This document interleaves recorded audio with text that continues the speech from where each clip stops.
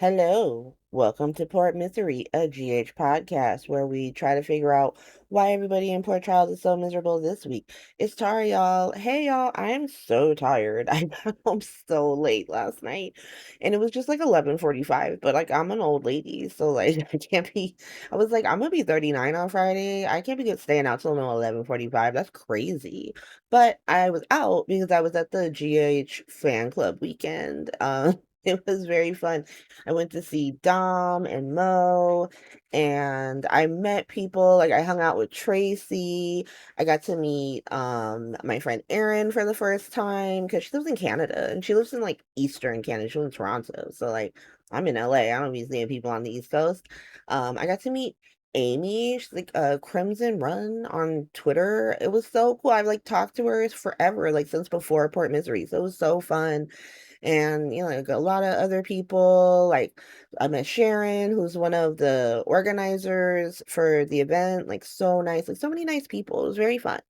I recommend it. It's like pricey though. Like it's very pricey, but we're like, it's the people trying to get their bag, right? They're organizing stuff like, and apparently like all of it's volunteers. So like shout out to volunteers. Like y'all just really, just said this is the time and I'm gonna give it, and it's fun to meet people, it's fun to meet the cast. It was really fun. I didn't do all the events, so if you want to hear a more detailed recap of the event, Tracy from I don't know if Sunday Shift is recording. I assume they are, but I don't know. I didn't ask Tracy yesterday. I probably should have asked her. But I'm sure Tracy will give y'all the rundown because she went to all 3 days. She's gonna go see Ryan Pavey tonight. And so super fun. I like I said, I went to see Mo first. We saw him in the afternoon. Um, I love this man more than I loved him before. I say this all as a compliment. This was probably one of the most unhinged things I've ever been to in my life. It was just like what he like starts, he comes out, and me and Tracy were in the back, so it was a little hard for us to hear because a lot of them are very soft spoken, even though they have a mic. But he comes out and he's pretty much like, yeah, I'm gonna do whatever I want as Sonny Corinthos, and if Frank doesn't like it, then he can fuck right off. And I was like, that's right. That's right. You like let people know you're the star of the show. You tell people what time it is, and I was already feeling it. And then he kind of just starts going into his grievances about his character, which I kind of love. Like, it's fun to hear about, how people got into acting and all that stuff, but I actually just want to know how you feel about your character. Like, do you think this shit is wild? Like, are you trying to figure out why the hell that happened? And Mo was very much like, yes, that's what I'm trying to do constantly. I'm trying to do that all the time. And so he brought up, first of all, he hates Carvel. He's like, how is she just like banging somebody who switched Sonny's medication? Like, how could she do that? And he said, we got to call that man Mustache, which, okay, his name is Mustache. And so I'm probably not going to refer to him as Mustache. I might refer to him a little bit as Mustache on this podcast. Just know if I'm saying Mustache, it's I'm talking about Valentine. But he was saying how like why is Carly allowed to just date whoever she wants? Nobody cares. Everybody's like, yeah, Carly, we support this. I feel like not everybody supports Carly's relationships. Like I just personally feel like people were not feeling Crew the way he thinks they were feeling Crew, and then they like were not feeling like new Brennan. They do have a fandom, but like it's not the same as like when she's with Sunny or when she was like when she was with Jax or something like that. People hated Franco, so like people be jumping on her and her pairings all the time. But he was just like, yeah, like everybody was fine with her being with this man who switched Sunny's pills, but they pretty much wanted me to like curb stomp Nina. And I'm not gonna lie, I was like, that was me. I wanted you to do that. And it was a very fun event because there was a lot of Sona fans there. Like the Sona fans were representing. And so they were like, we didn't want that. And then, he was saying how, he likes his pairing with the horny DA. I say that with love. Nazine, if you ever listen to this. It's a term of endearment, your character being called the horny DA now, because she's horny as hell. What can I say? She's willing to crash out and risk it all for this mobster. But he enjoys that pairing. And then he did this whole like he got a cowboy hat out and he did this whole like reenactment of the Nixon Falls storyline and pretty much did all the grievances. Just like first of all, he was like, clearly Phyllis wanted to bang Sonny. I don't know if like she was into it because why did she do all this for this like random man with a watch that says Mike on it? And now like she definitely wanted to bang Mike, so I had to give her a husband. I was like, oh my god. And then he was saying how it was like ridiculous. Like he wasn't even bartending. He was just like wiping the bar down. He was like, they would just give me a towel and I would just wipe the bar down continuously until the towel disintegrated. Then they give me another towel. Just keep wiping. I was like, that's exactly what was happening. They really just had him behind that bar wiping that bar down. Like that bar, he was all the furnish, all the varnish was off that bar by the time he was done with it. And then he talks about like the disaster that had like the fire that happened at the bar and the Tano. I remember the name, the Tano, the fire at the Tano, and how like the whole ass beam fell on him, but he just had like a tiny scratch on his head. He was like, a whole beam fell on me and crushed me, and just a scratch. And I walked away and I got up, and he was like, I got in the car with Jax, and I was like, why ain't you got a mask on, my guy? Like, where's the mask at? I said, what? He said he can't tell that joke in like Florida and stuff. They don't laugh, and I'm like, that makes sense, Mo. That makes sense that that joke would hit harder in California than it does in Florida. But he's also very salty that his character, and I mean this in like a jovial way. He's not mad. It was very funny. He was just like very salty that his character had to pretend like he didn't know what time it was with Jason and Carly when he came back and he walked into the room after their wedding. And I mean they weren't like doing anything, but he was just like, what do you mean? Like, obviously, Charlie been cheating on him for like 30 years, just playing in his fucking face. And everybody's like, no, we can't see it. But my dad saw it. It was a very fun event. It was a very fun event. And then, we all got to line up and go, take pictures and stuff. I put my picture with him on Twitter if you want to see it. And I got to tell him that I think Dante shot himself. I was like, yeah. He was like, explain yourself. I was like, I just think that if you walk into a mobster's house unarmed after you lied to his face for like 8 months and you're like, hey, bruh, like, yeah, I've been lying to you, but like, we're besties now. So can you come with me? Like, he tried to Patty Hearst your character. Like, like he put you in the closet and now you got Stockholm syndrome and you just gonna come willingly. Like, he shot himself. That was a suicide mission. And he laughed. And so then later on that night, we went to see Dom, and his event is always so funny because it's so chaotic. Because at least like Mo comes in like, I'm about to do this 30-minute comedy set, right? He's like, I'm about to do a set. Where Dom always comes in like, so what do y'all want to talk about? Like, so what we doing? Like, and it's just a free for all for the entire event. It's very funny. This event, some people were not feeling that because there would be like, it's just people talking. It's like he's talking to people and it's very personable, and then like people are talking to each other, and so you would hear people when people were talking to each other, where people were like, shushing people, like, stop. But then the same people shushing would just do the same thing when it was their turn. And so it's always a chaotic event with Dom, but like at the end, you get to do the same thing that we did. And like you line up and you take photos. And I told him, because I had seen him last year, and I told him that last year that Dante shot himself. And so I was like, I told Mo that Dante shot himself, and me and him were vibing on this. And he was like, "What do you mean?" And I was like, "I told you this already. Like, you cannot just walk into a mobster's house like I Patty Hearst you, come with me willingly unarmed. Like, you might as well have just grabbed the gun and shot yourself." And he ends up writing in my book because I forgot my book last year. I was like, I don't have anything for you to sign because I wasn't prepared. Like, I totally forgot. And so this year, and it was very funny because he like knows my name now because I'm the unhinged person who keeps telling him that he shot himself. And so he was like, Tara, I did not shoot myself. Like, he wrote it in my book. I'll put a picture of it on Twitter if you want to see it. I'll post it later. It was very funny.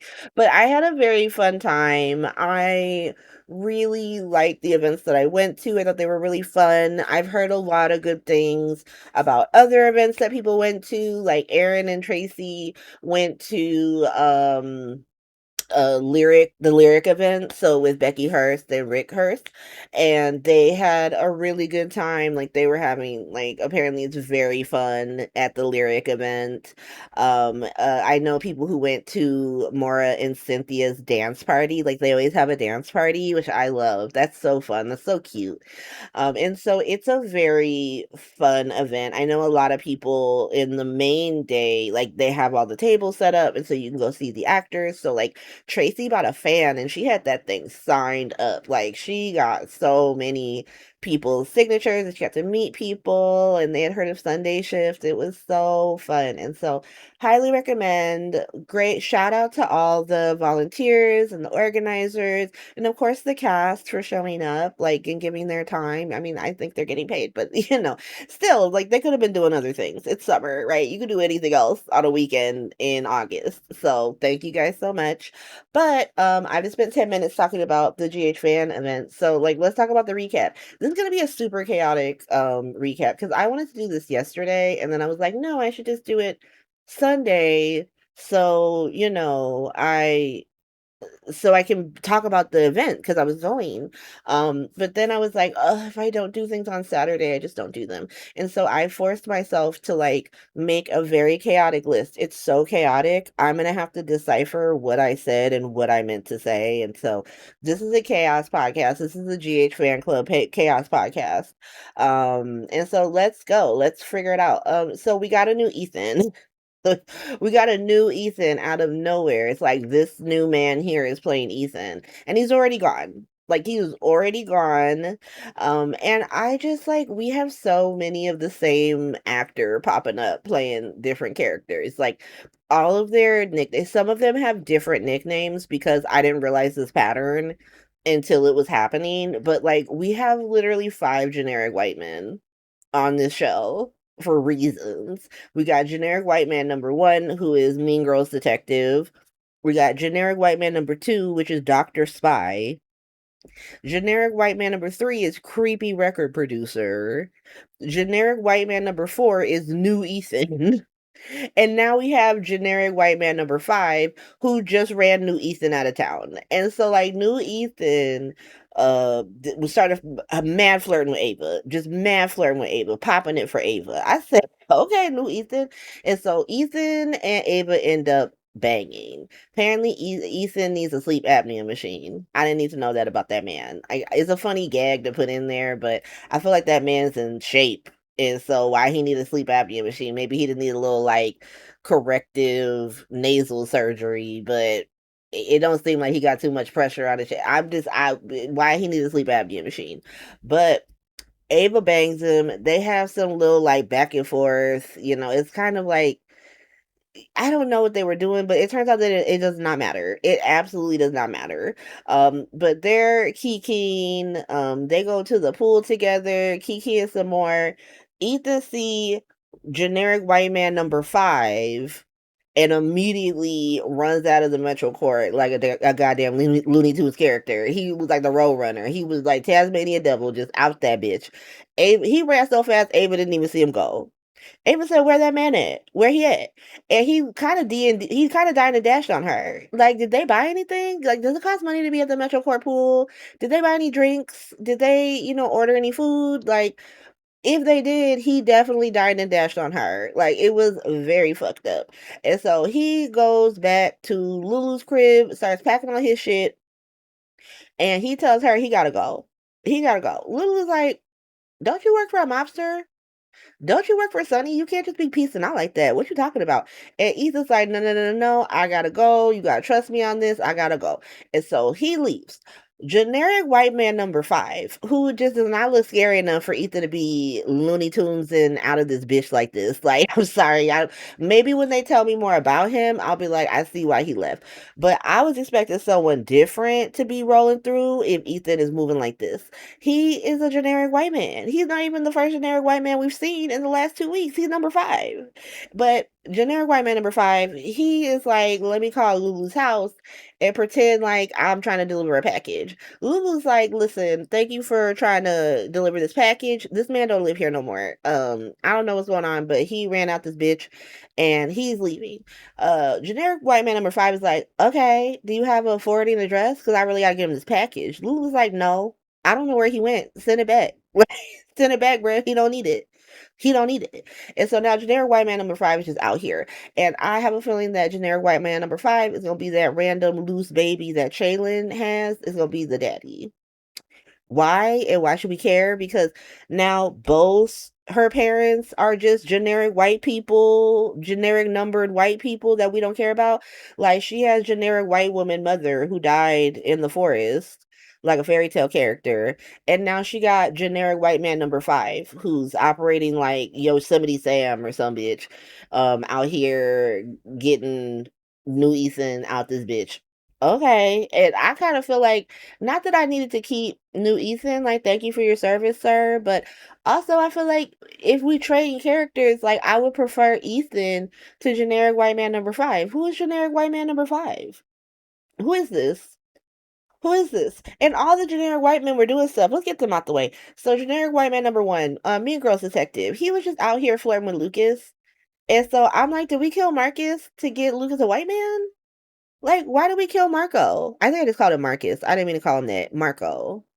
Why did we kill Marco? I don't even understand why we killed that man if we're just out here gonna have Lucas, getting his groove back with generic white man number 1, Mean Girls Detective. Like, while I like Mean Girls Detective being the like audience insert of like what the fuck is going on here, it's also like, who are you? And why should we care about you? And then we got generic white man number 2, Dr. Spy. So Dr. Spy was like, so I got a pregnant patient who needs a heart transplant, but she's pregnant and the pregnancy is doing stuff. Can you help me, Britt? Britt's like, of course. Let me look at that. She's looking at that. Jason shows up. Now, Jason was brought back to Port Charles by Dr. Spy. And so he goes to Britt, like, hey, girl, let me talk to you for a second. So that man's a Dr. Spy. He's a doctor and he's a spy because I saw him when I was at the Indonesian gulag, and that man's a spy. So he's a doctor, but he's also a spy. That's Dr. Spy. And so Britt starts popping off on Dr. Spy. Like, why you here? Tell the WSB that I don't work for them. I'm not doing whatever the hell they want me to do. Like, you get on my face. I'm going to go to snitch on you to the board. Dr. Spy said, pause. Girl, I don't work for the WSB. I might be a doctor and a spy, but I'm here to be a doctor. I'm Dr. Spy, but I'm here to be doctor. The doctor comes first, girl. And they already know I work for the WSB. I let that be known in the interview process. So, like, you do what you got to do, girl, but I'm going to go back to work. I don't have time for this. And so now Britt is freaking out. Britt is freaking out because she don't really know what to do with Dr. Spy. And so generic white man number 3, creepy record producer. I don't know. All we know is that he giving Trina a record contract. That's all we know about him. Generic white man number 4, new Ethan, he bounced out. He bounced out. He Tasmanian deviled out this bitch. And now generic white man number 5 is just at the pool. And I'm supposed to be scared of him. And I'm not. I'm not. Like, you should have made Whitey's African Warlord that baby's father. Like, but whatever. We'll see. I'll give generic white man number 5 a chance. I'll give him a chance. Let me give him a chance. Okay. So let's move on. Another thing that happened this week, Serena came back. Now I'm gonna be so real with you. I don't care about this. I think she could have played Maxie, but like I get why it's like, well, what's Maxie doing? Well, we could have had her do more if she was on contract, if someone else playing her. It seems like Kirsten Storms is like, I want to be in Tennessee, I want to work on myself there, I want to be around my daughter. And so I feel like recasting Maxie wouldn't have been a bad idea because this is all I'm gonna say.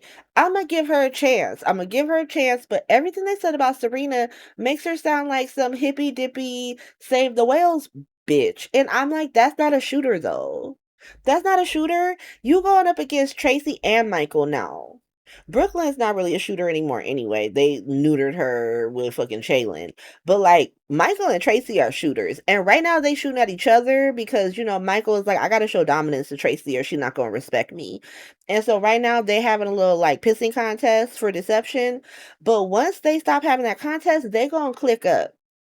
They're gonna click up, they're gonna lock in, They're gonna be cues down, one band, one sound. And what is Serena supposed to do about that? Like, what is she supposed to do about that? She's not a shooter. And so I'm just very confused about why she's here. Like, that's all I'm saying. Maybe they rewrite her entire character and she becomes a shooter. Maybe she started bending it over for Michael and now he's sprung and she moving him like that. There's a lot of ways we could go. I'm saying for right now, where the story's beginning, I don't see it for her. Because what's she supposed to do? That's who you brought in to shoot back at Michael and Tracy? I feel like you needed a better shooter, girl. That's just me. That's just me. But let's see what happens with that. Let's see what happens with that. Because it's Kelly Kruger playing her. So like she's about to slay. She's about to kill it. I'm just saying based off of the character of Serena, that's where I'm at. That's where I'm at. Another thing that happens is they got Joss in this Gracie Hart pantsuit before Michael Caine got a hold of her, and I really can't stand it. I'm like, we got to get her a better suit. There's got to be a better suit that we could get Josselyn. The ponytail is killing me. I am dying staring at it. And so is Emma, because Josh shows up in this pantsuit to the pool. Emma's immediately like, girl, where you been at? Like, girl, where have you been dressed like that? Because what is this outfit? This is a mess. Like, you got an internship, like, at an ugly pantsuit factory? What's going on? And Emma's like, no, not Emma, Joss. Joss is like, no, I am a spy. I dropped out of college. Apparently, they're still in fucking college, y'all. I didn't even write that in the notes. I just remembered that. Apparently, they're going into their 6th year of college. They're getting their fucking PhD at this point. I'm going into my like 6th year. I think I'm going to my 7th year actually, because writing a dissertation it can take a long time. It's like a 300-page document. But they're going into their 6th year of undergrad. What is happening here? I need y'all to lock the fuck in. Lock in. Get out of this bitch. Please tell me y'all just got one more semester.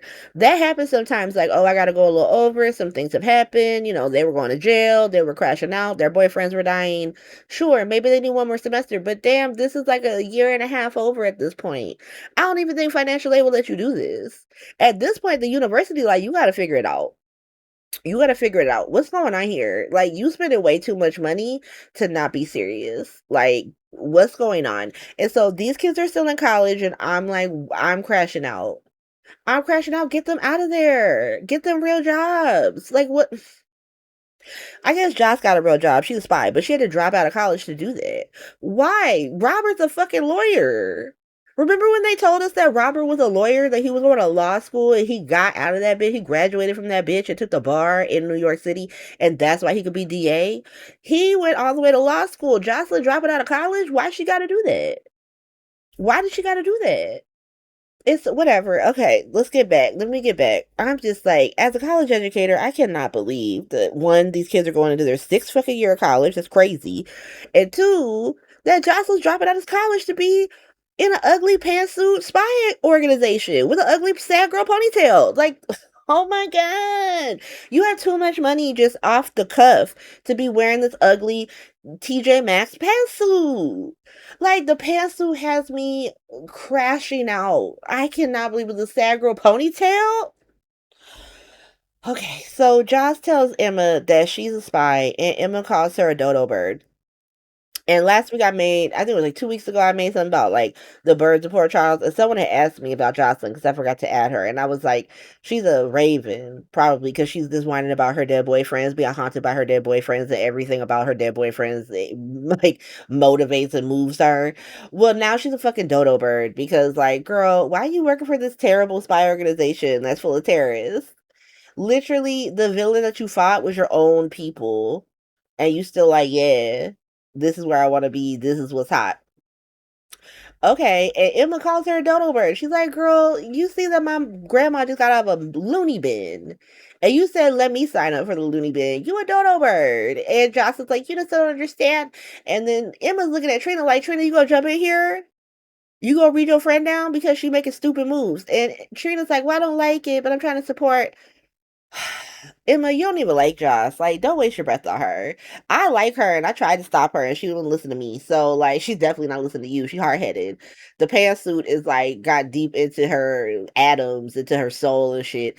And that sad girl ponytail is moving her like the devil. And so, there's nothing we can do. There's nothing we can do. At some point, Joss calls Berlin. I don't know what she's doing. I hope she calling Berlin to get a better pantsuit. That's all I can hope for. I hope she getting a better pantsuit, and then right after she got off the phone for to the Berlin pantsuit factory, I hope she got a hair appointment because this sad girl ponytail is killing me and it's killing Emma, and Trina not doing anything to stop it.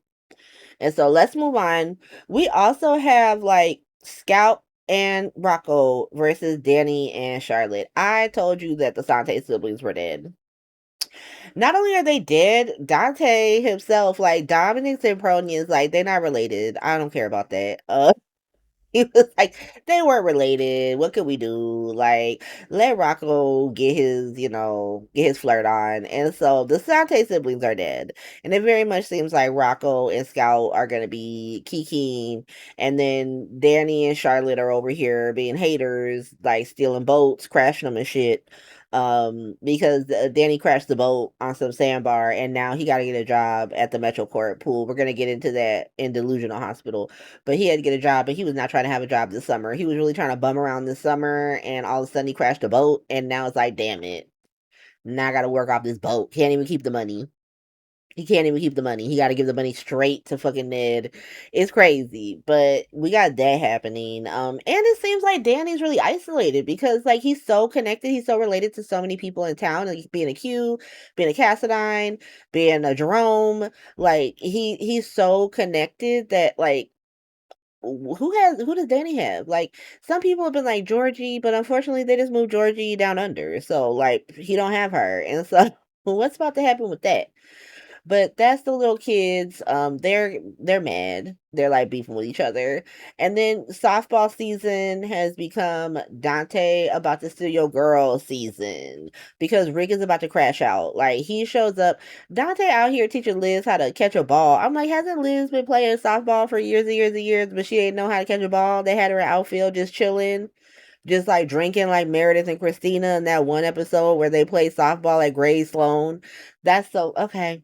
And so he out here teaching her how to catch a ball. He's like all close to her, behind her. Rick rolls up and like the vein in the back of his neck just start popping. It start popping, and it sucks because in his mind he thinks that he just made amends with Jason. Now he did not make amends with Jason. I'm gonna get into that in Mob Hospital, but he's 1,000% crashing out. He's 1,000% crashing out. Softball season is afoot, and Britt still don't got it. Like she was all late to bring them like bats and stuff because she was out here kikiing with Jason and cussing out Dr. Spy and just being late, just hella late. Just like the entire time that you got like Lucas and Mean Girls Detective making eyes at each other and Dante trying to steal his uncle's girl. Like Britt is just at the hospital, like talking to Jason and cussing out Dr. Spy. She didn't show up till the very end, like, hey, I'm here. Like y'all not gonna fire Britt, so you might as well just not have her do all this stuff. Like if you just had other people do the stuff, then the stuff will get done at a timely fashion. But you keep having her do it and she don't do it in a timely fashion and y'all don't do anything about that. And so if you're not gonna fire her, you might as well just leave her alone and just let her do her job and stop having her do these menial tasks and then getting mad when she hella late. Because you're not gonna punish her. Like you being mad is not a punishment to her. She don't care about that. And so that's the random stuff that happened. So here's like a more detail. Let's go to Black Hospital really quick. So Hat Daddy came back. Hat Daddy came back. Someone in my comments last week said that we should call the baby Hat Baby, and I'm gonna do that. It's Hat Baby because I'm not gonna call this baby Des. I mean, that is a better name than Desmond, but it's Hat Baby. And so Isaiah is with Curtis, not Curtis. Isaiah would never be with Curtis. That's so funny. Isaiah's with Portia and Hat Baby, and pretty much like I'm this child's father. Like I live here now. We're raising this baby together. Like I'm here to take care of this baby. Hat Daddy shows up, and he's all confused that Curtis isn't there. Your son left her for Jordan with your blessing, Hat Daddy. You were like, sometimes a man gotta cheat on his wife emotionally, and she just gotta understand that. And if she doesn't, then fuck her. And so I don't understand why you're confused that your son isn't allowed to have a harem. But he comes, Portia's happy to see him. He sees Hat Baby. He's excited about Hat Baby. Isaiah pretty much is like, so I am this child's father now, and I am with this woman, and I am the head of this family now. Do you got a problem with that? And Hat Daddy is like, so I'm gonna be so real with you. I'm always gonna be team my son. So don't get it twisted. But yeah, I'm fine with that. To be honest, let's dap it up. And they dapped it up. And I was like, dope. I love how everybody's turning on Curtis because Curtis sucks. He truly sucks. And so there's like a whole episode where Curtis is being told by Hat Daddy that he should just go to jail. Because Curtis is like, I'm going to fight and I'm going to do what I got to do because Isaiah provoked me and he didn't run Jordan off the road, but he should have stopped. And Hat Daddy's like, so none of that shit matters. Like, you keep saying stuff like that matters. Like, none of that shit matters to anyone but you, and you could go to jail for 8 months, just probably get out early with good behavior, or you can go to jail for like 10 years because that's an upstanding doctor and you destroyed his hand and now he can't operate, and juries don't like that, and you a black man. And so, like, maybe you should just be smart. At the exact same time, Stella is over at Tracy's house saying the same thing, that I think my nephew should go to jail. Yeah. Yeah, I think he should go to jail because this is out of pocket. And he was out of pocket. And I don't understand why he thinks that what he did was okay. Like, he didn't even run him off the road. Like, even if he didn't stop, like, he didn't even do that. Yeah, y'all did that because y'all don't know how to, not make out on a dark, windy road. Like, why is that anybody else's fault? And so, Had Daddy, most of Black Hospital, except for Trina's more like, I'm out of it. I don't care about this. But like most of Black Hospital just wants Curtis to go to jail, and like only Curtis and Jordan think that he should fight. And so Jordan and Curtis are dodo birds, essentially. They're stupid. And so the only other thing that happens is Trina tells Kai that they are out of Delusional Hospital. Like, we don't care about that no more. Drew's awake. Right? He's awake. He's not locked in anymore. He's locked out. He is unlocked. He is locked in to getting his life back. And so why the fuck should we care about this anymore? Like, let's go back to the Black Hospital. I'm sick of being in a Delusional Hospital. That hospital sucks. Kai says, what about the children? Think of the children, babe. And now they're gonna go tell Michael that Willow is a murderess, that they gotta add a new verse to the Cell Block Tango because Willow out here shooting her husband. And so I don't know if they do that. I don't know if they do that this week coming up, but I would love it. But like, also, what's Michael supposed to do about that? What's Michael gonna do about that? Is he finally gonna go talk to Alexis about it, since she also knows that Willow is a murderous cunt? And when are they gonna confront her about that? That they know that she shot Drew. Like, what's going on? And so that's Black Hospital. Moving on, let's go to Anna Duvane's Haunted Hospital. That's a new hospital, like, because I can't in good conscience put Anna Duvane in Law and Order Hospital because she's just being haunted. Like, she's not doing anything that would, how do I phrase this? She's not, this has nothing to do with the law. Like, this is our personal grievances. And I'm not even mad at her because I'm not even mad at Peter. The coolest thing Peter ever did was tell Anna that she should kill Britt. Like, and he's heavy on that. Like, you gotta kill her. But this is not Law and Order Hospital. This is Anna's own personal haunted hospital. And when people are like, "Hey, Anna, who the fuck you talking to?" then she pops back into a different hospital. Like, to be honest, if that makes sense. And so we're at Anna Duvane's haunted hospital. So she being haunted by Peter. Peter's like, yeah, you got to kill all Faison's children. My question is, when does this end? Like, at what point are we done ridding the worlds of Faison? Because, like, if we kill Britt, are we done with it? Does Peter disappear? Or does he now tell her that he got to kill, or that she got to kill James and Bailey Lou? Because they're also Faisons. Like, at what point are we like, it's not Faison, it's actually the Westborns? And then she start offing those people. Like, where is the limit? Does the limit exist? But Anna is fighting back. She's like, I'm not a murderer. I can't just be out here killing Britt. And Peter August said, girl, miss me with that. You a spy. You killed plenty of people. Don't get weak now. And so at that point, Jason stops by and Jason's like, hey, I'm back from the Indonesian gulag. They kiki over both being gone, but having gone through stuff. Like, damn, we went through stuff. That was wild. Jason doesn't know that Britt knew about Cassius. I'm very clear. Like, I've been trying to pay attention to that, like what he does and doesn't know and who's telling him what. And no one has directly told him that Britt knew about Cassius that entire time. But he's telling Anna, like, she's a victim too. Like, we're all victims. Like, we're all victims of the WSB and a big C. And Anna's like, okay, he leaves. And Peter August is immediately like, fuck that. Fuck that. He bending her over. He bending her over, and that's why he's saying that we can't trust him. We can't trust him, girl. You gotta kill her. You gotta kill her. And she's just like, I can't kill anybody. I can't do it. And then Emma comes in. Emma's like, who you talking to? What's going on here? Are you okay? And Anna's like, yeah, I was just dictating stuff for Law and Order Hospital. I'm definitely not in my own haunted hospital where I'm trying to kill Britt. Don't even worry about that girl. Don't even worry about that girl. At a certain point, she's talking to Valentine. No, she's not talking to Valentine. She's talking to Peter about Valentine. She's like, I'm gonna go to Valentine and Valentine will help me. He's like, Valentine won't help you. You can't do anything. And now I don't know if she decided to go see Valentine, but she goes to the Metro Court like terrace and he's there making out with Carly. Yeah. Yeah, because he just got his money back and he was like, girl, I'm gonna buy you something expensive. I'm gonna buy Windermere back. I'm gonna buy my daughter a horse. Let's make out in this terrace. And so Anna's out here having sad girl summer. I'm so sorry. I love Anna to pieces. Shout out to the Anna fans. Your girl's having a sad girl summer. Yeah, it's sad girl summer over here.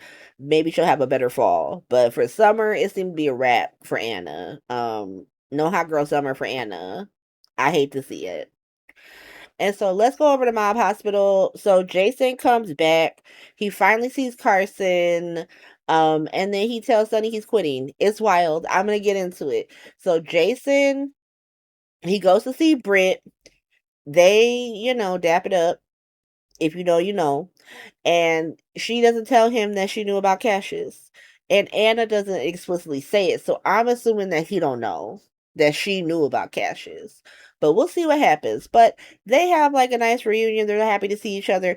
Then he goes to see Carly. Sunny's there, and we get a very fun Jarson reunion. They're just like kicking at her table, drinking beers, talking about the Indonesian gulag. Sunny decides to snitch on Carly. He tells the whole story of how Carly ran across that parking lot to Valentine. It was very funny. Jason had to pretend like he didn't already know that Valentine was bending her over.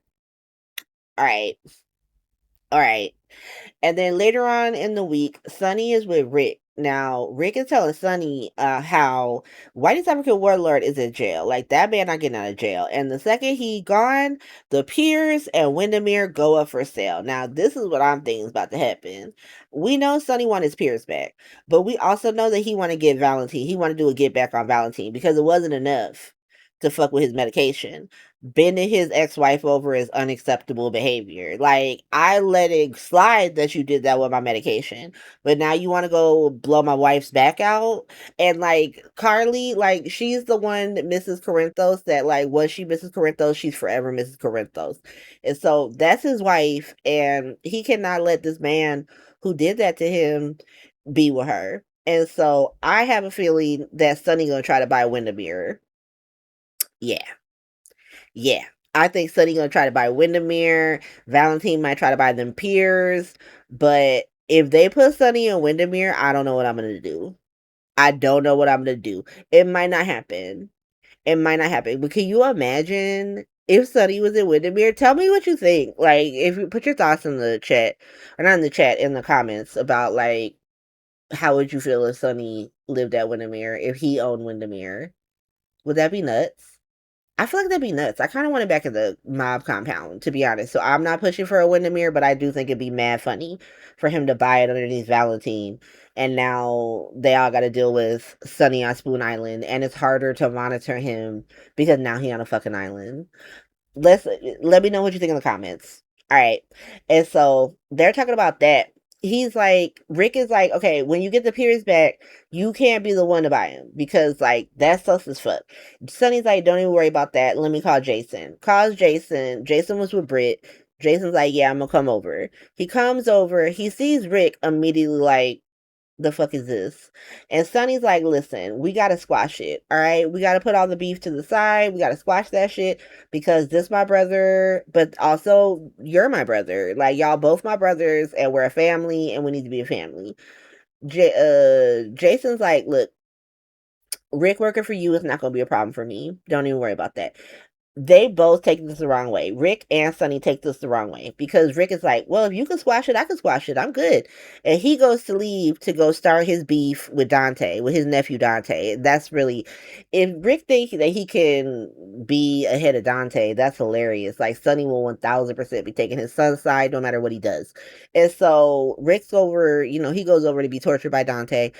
Jason is with Sunny, and Sunny's like, thank you so much. Like, I'm glad that it's over with you and Rick. Jason is like, it'll never be over with me and Rick. What you talking about? Fuck that man. I hate that man, and one day I'm gonna get to kill him. It's not today, but it'll be one day. And Sunny's like, bro, we cannot fucking do this. Like, if we're all gonna work together, and Jason drops that, he's not gonna work for him no more. Now, I don't know the circumstances. I don't know what's gonna be. I don't know if he stays with the legitimate coffee business, if Jason just counting coffee beans now. But I'm assuming that he don't want to work in the business no more. So we're gonna get more of like what that means on Monday. So I can't really tell you what it means. This is what I gotta say though. I get it. I get it. He wants to put his son first. It's like his son's damn near grown up, so might as well do it at the last stretch. And it kind of sucks because like Mob Hospital is not why he got taken from his son this time. Like, this is Britt's fault. And like, yes, Rocco is Sonny's grandson, but he didn't do it for Sonny. He did it for Britt. And he kind of did it for Danny. And so it's like stupid. Like, not being in Mob Hospital is not going to keep you from the shenanigans that you found yourself in Spy Hospital. Like, that was not like some mobster came and did that. Like, yes, Whitey's African Warlord was involved, but that was a Spy Hospital storyline. That's not Sonny's fault. And so it's kind of crazy that he's crashing out on the mob on some shit that's Britt's fault. And he's still with her. Now, like I said, he don't know about Cashews yet, so that could change. But I'm kind of like, why would you do that? Why would But whatever, we'll see, and we'll see how long it happens. Put it in the comments also how long you think Jason's gonna stay out the mob. And is this like an exit story for Jason? Because like I said, we don't really have a lot of options for Danny because he's so connected biologically to everyone on the canvas. And so is this a way for Jason to detach himself from Mob Hospital and then he takes his baby and he leaves? I don't know. Let me know in the comments what you think. Let me know. Also, yeah, it's like 42 minutes into the podcast, and I didn't say like or subscribe. I'm gonna put it in the corner so it'll have been there the entire time. But yeah, like, subscribe. If you subscribe, like if I get to 500 subscribers, then I can do more with the YouTube page. And same with like Spotify. If I get more subscribers, then I can do more stuff. So like, if you're listening but you're not subscribed, maybe subscribe. It costs you nothing. It's free. Well, moving on. So, we got Delusional Hospital. So this is like the main storyline for the week. Obviously, Drew is no longer locked in. That's why Trina wants to be out of Delusional Hospital. He is now locked out. So let him do what he need to do. But he's out. He's out that chair. He's out that chair. But before he got the chair, on Friday, Nina yeeted him into the lake for absolutely no reason. For absolutely no reason.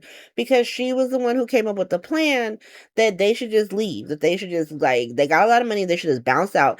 And now that Willow's like, let's bounce out, now she want to murder him. Like, it doesn't make any sense, but she does it. And then she goes and runs to Brennan. Now, Brennan is busy being blackmailed by Valentine. And he's such a bitch that Valentine just trusts him to give him his money. He's like, he wasn't like, you can't have the briefcase until you give me my money. He was like, take this briefcase, give me my money right now. Like, I don't give a shit. And so, Brennan out here getting blackmailed by Valentine while Joss watches in her Gracie Hart ugly pantsuit and her sad girl ponytail. And he's like, fine, I'm gonna give you this money.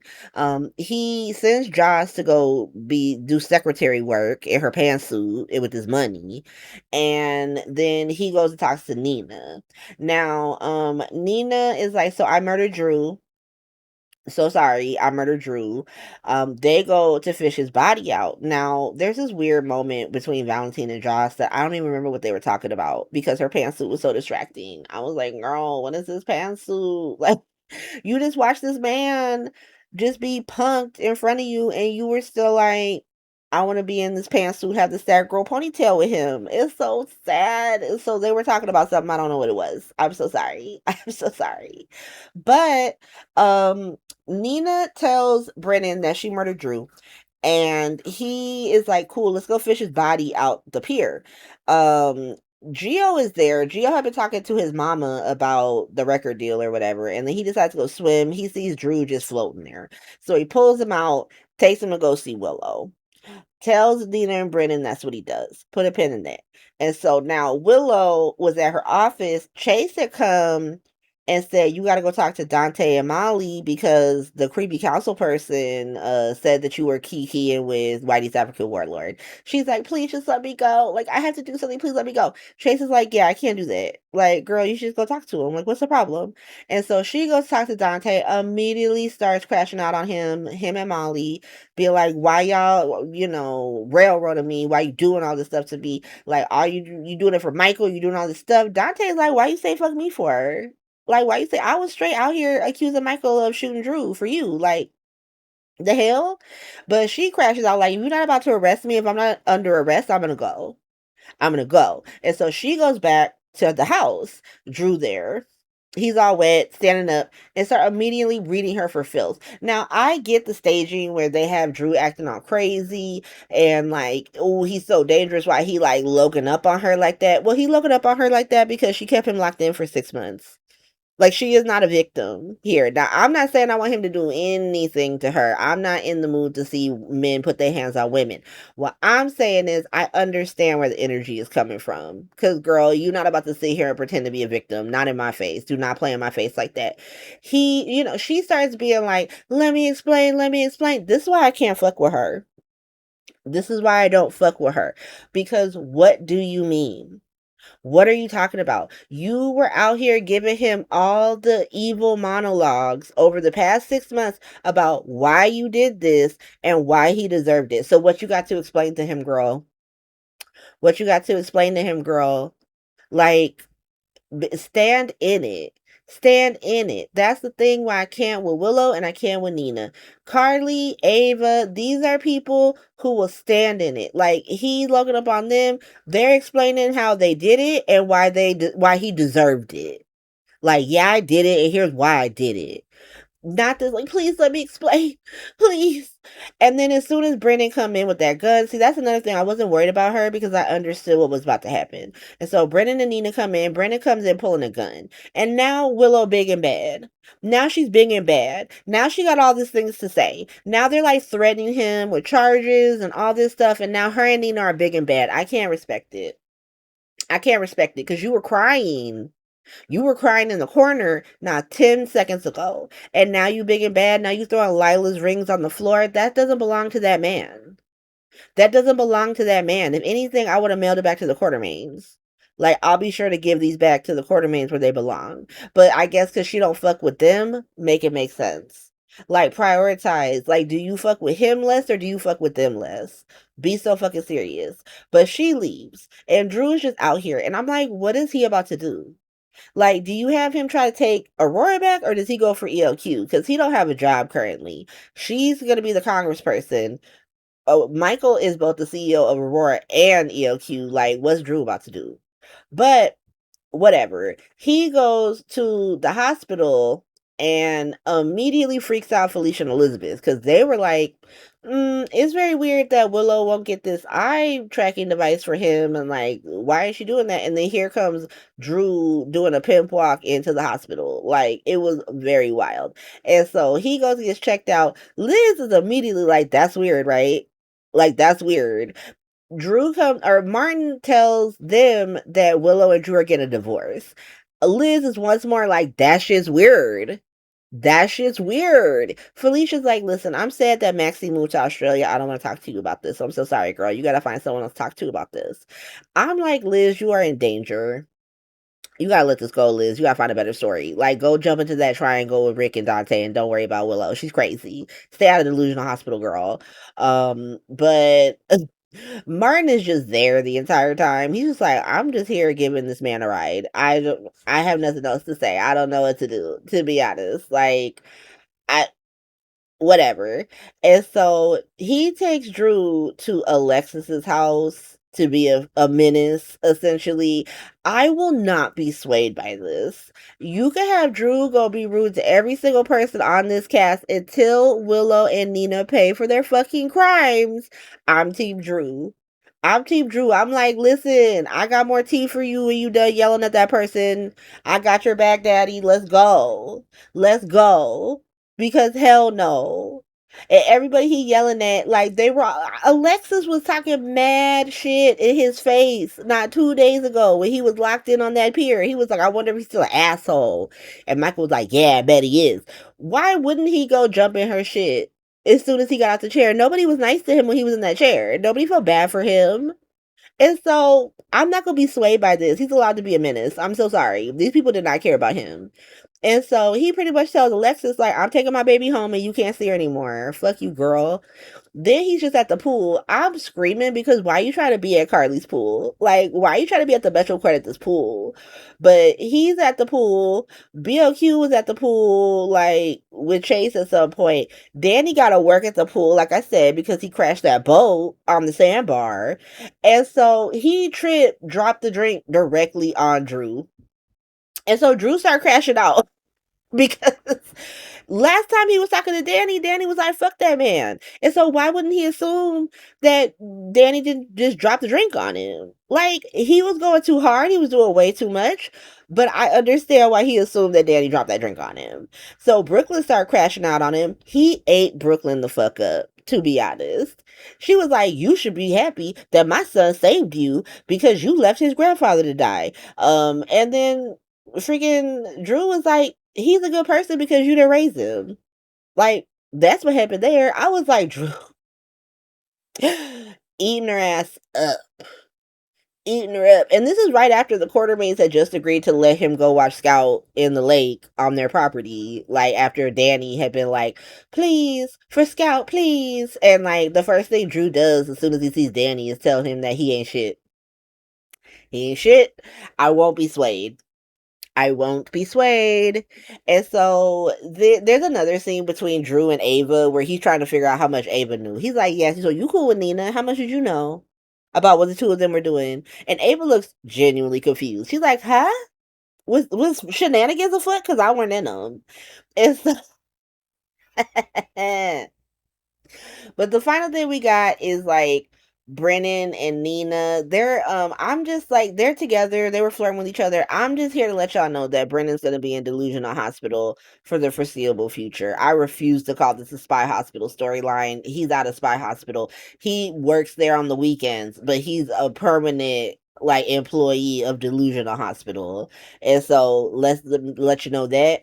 Willow's out here, like, she feels like she's free, she crashing out. She told Michael that, he got a hooker girlfriend, and so she about to take the kids from him. And Michael immediately went in and warned Brooklyn that Willow free and she about to steal her man. And so that's the week. Very chaotic. Kind of, midweek. It wasn't, not too many amazing things happened, but I mean, I was entertained. I'm screaming at the fact that Drew came out of his locked in syndrome more buff and more tan. It's very funny to me. But yeah, man, if you like this, feel free to like, subscribe, leave me a comment. If you have any, if you thought of anything I forgot, let me know about it. And I'll see you next time. Bye.